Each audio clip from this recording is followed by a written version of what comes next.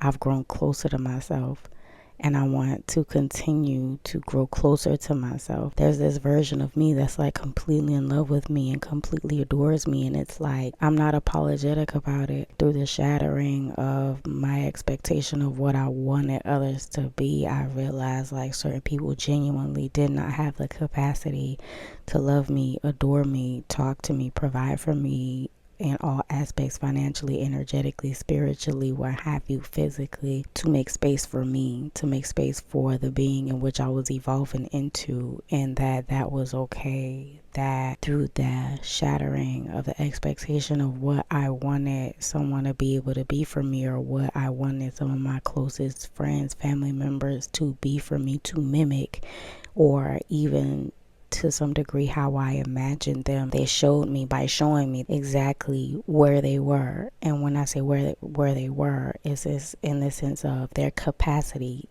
where they were in their particular journey, where they were in their certain state of evolution. Like I said, you'll have your fair share of questions. Well, why aren't you growing? Why aren't you evolving? You'll have your fair share of questions as to why particular things along the journey aren't panning out how according to your expectations or according to your vision. So as I lay back, I'm just like, wow, that's really okay. You don't have that capacity, but what if I filled in? What if I stepped in? What if I took charge? What if I took over? What if I stepped up for myself and became what I so desperately wanted others to be, or what I vicariously wanted others to be for me? You know, it's a different type of position you put yourself in. And when you decide that you're going to put your happiness in your hands, and you're no longer going to allow your happiness to be contingent upon entities, I should say, or external things, external people,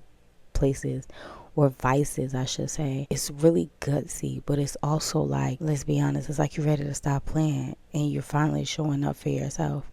I think that's the real boss move. That's putting your money where your mouth is. That ability to be able to show up for myself and show up for self and deem self worthy of the time, attention, and focus that we had been so willingly giving away. For a lot of us, that's the first time in forever. And at first, it'll feel very selfish because we're taught to exert so much energy and force elsewhere outside of ourselves, exerted in work, exerted in fashion, money, finances, home, clothes, children, spouses, and to our little furry friends, what have you. We're taught so early on, or conditioned or programmed to exert so much energy outside of ourselves. And when you learn, because like it's a real deal flex and a skill, when you learn how to pour all of your energy, turn all of your energy inward, it feels really good to really activate that part of you that genuinely loves and adore you. And you'll realize that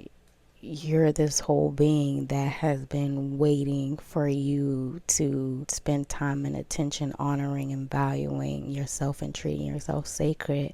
There's this being that is ready to integrate with you and co-create, collaborate on your journey with you, and that is in favor of you and doesn't feel like you need to possess anything at all in order for it to be allotted and granted. Is loyalty and its adoration. They may not have the capacity, but you'll find that through that inward journey, you have the capacity to love you far better than any external vice. Nonetheless, you know the motto, stand firm in the decision to move forward, taking that first step and allowing that other foot to follow. Before you know it, you're carving your path, you're blazing your trail, and then boom, you're living in your new reality. Bye, guys.